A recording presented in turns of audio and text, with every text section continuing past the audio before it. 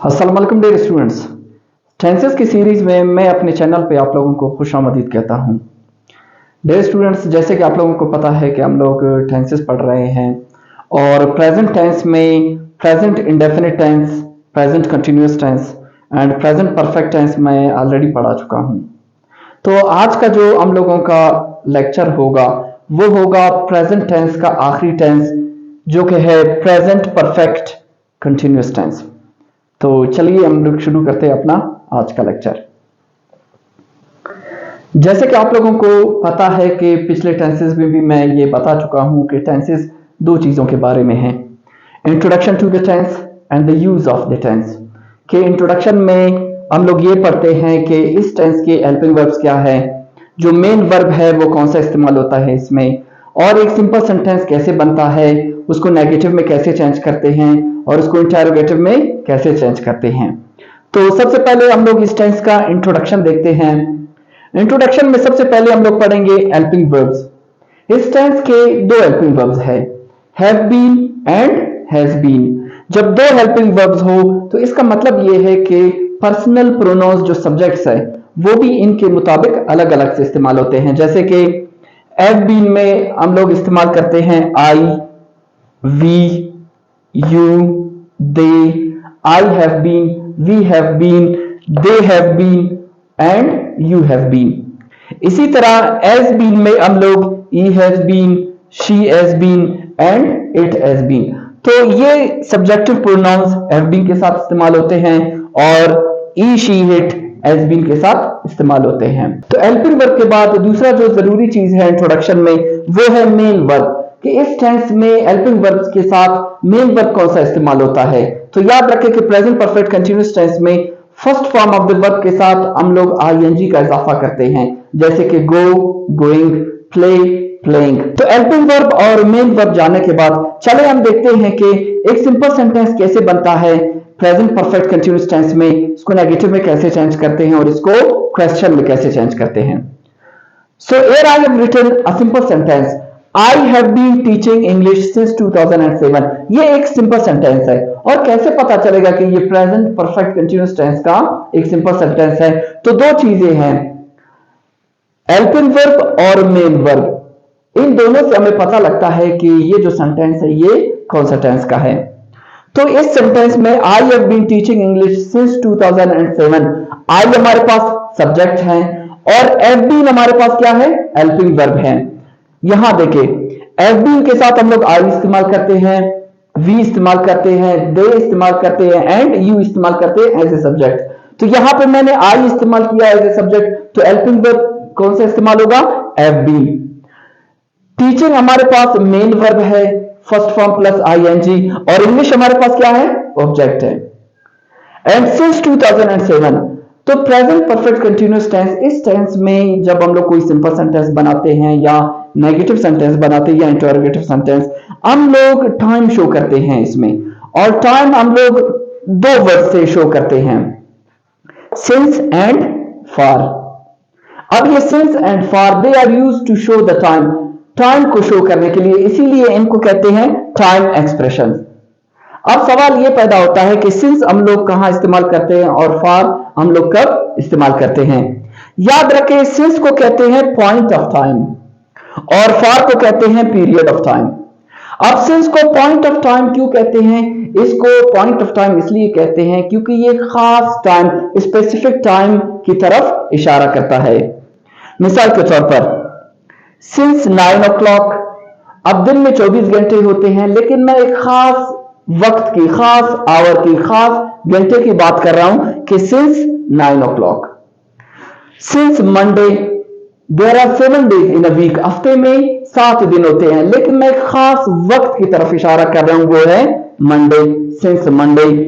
इसी तरह सिंस 2000, अब मैं एक खास साल की तरफ इशारा कर रहा हूं कि सिंस 2000। इसी तरह there are 12 months in a year, एक साल में 12 महीने होते हैं, तो मैं एक खास महीने की बात कर रहा हूं कि सिंस अप्रैल। तो इसीलिए सिंस को हम लोग पॉइंट ऑफ टाइम कहते हैं क्योंकि ये एक खास वक्त, एक खास या स्पेसिफिक टाइम की तरफ इशारा करता है। इसी तरह फॉर को हम लोग पीरियड ऑफ टाइम कहते हैं, इसमें हमें टाइम का पता नहीं है या हमें पता नहीं चलता इस टाइम में। फॉर एग्जाम्पल फॉर 3 आवर्स, 24 घंटों में मैं कौन से 3 घंटों की बात कर रहा हूं? फॉर 3 आवर्स हमें नहीं पता, टाइम इज अननोन। इसी तरह फॉर 2 डेज, हफ्ते में 7 दिन हैं, फॉर 2 डेज कौन से 2 दिन नहीं पता। इसी तरह हम लोग ने यहां पे सिंस मंडे का जिक्र किया था, वो दिन हमें पता है, वो टाइम हमें पता है, लेकिन फॉर 2 डेज कौन से 2 दिन हमें नहीं पता। फॉर 5 इयर्स कौन से 5 साल नहीं पता, लेकिन सिंस 2000 यहां पे हमें टाइम पता है।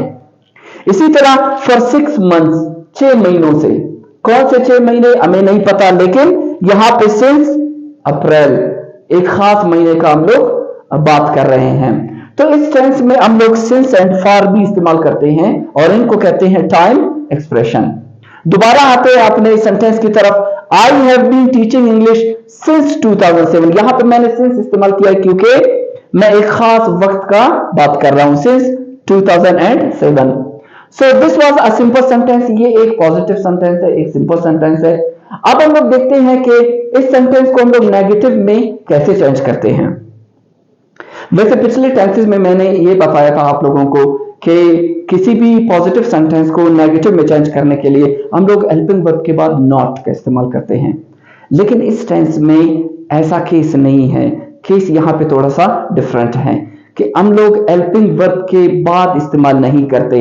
अगर आप इस तरह कहेंगे कि आई हैव बीन नॉट, तो ये गलत होगा। यहां पे केस क्या है, यहां पे हैव और बीन के बीच में हम लोग क्या यूज करते हैं, नॉट। तो ये एक खास बात है, आप लोगों ने जरूर इसको याद रखना है। तो इस सेंटेंस को नेगेटिव में कैसे चेंज करते हैं, I have not been.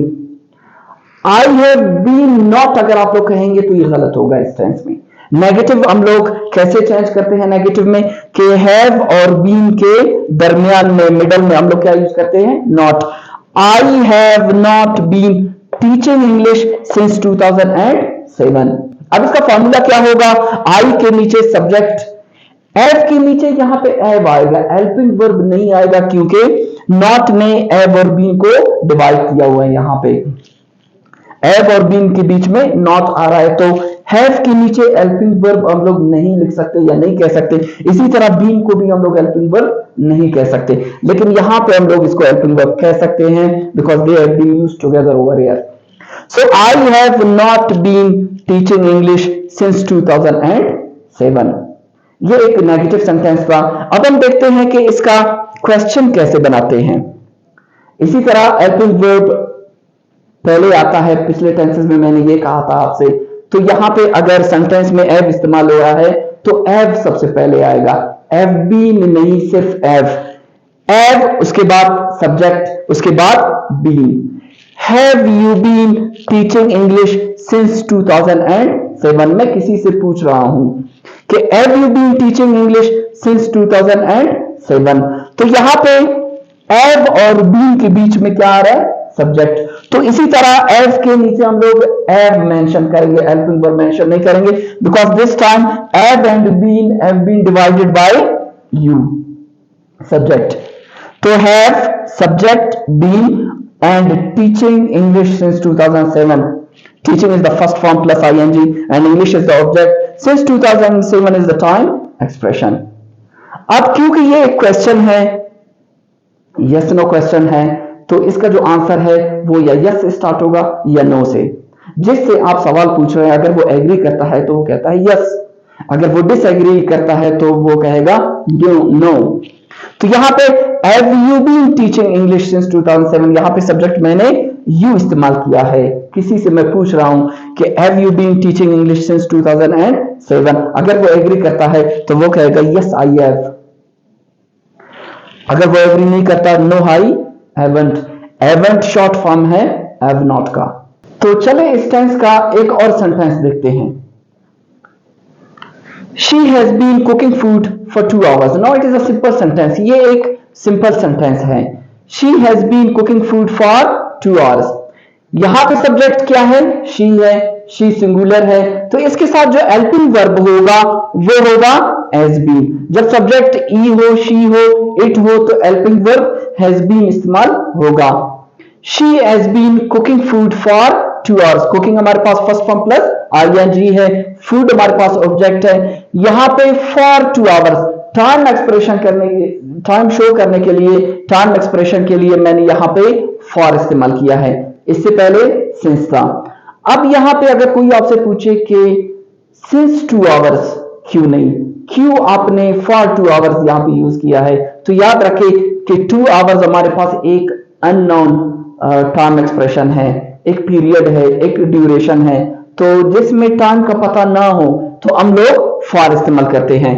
For 2 hours, जैसे कि यहां पे for 2 days, for 3 hours, for 5 years, for 6 months, क्योंकि हमें टाइम का यहां पे पता नहीं है, तो इसीलिए फॉर हम लोग ने इस्तेमाल किया कि कौन से 2 घंटों की हम लोग बात कर रहे हैं, फॉर 2 आवर्स। इसी तरह इसको नेगेटिव में चेंज करने के लिए helping verb has and been के बीच में हम लोग नॉट का यूज करते हैं, जैसे कि she has not been cooking food for 2 hours. एक दफा फिर से मैं आप लोगों को याद दिलाऊं कि प्रेजेंट परफेक्ट कंटीन्यूअस टेंस में जब एक सिंपल सेंटेंस को नेगेटिव में चेंज करते हैं तो हेल्पिंग वर्ब के बाद नॉट नहीं लगाते, वो helping verb have been, has been के बीच में, हैव और बीन, हैज और बीन के दरमियान में हम लोग नॉट का यूज करते हैं, जैसे कि she has not been cooking food for 2 hours.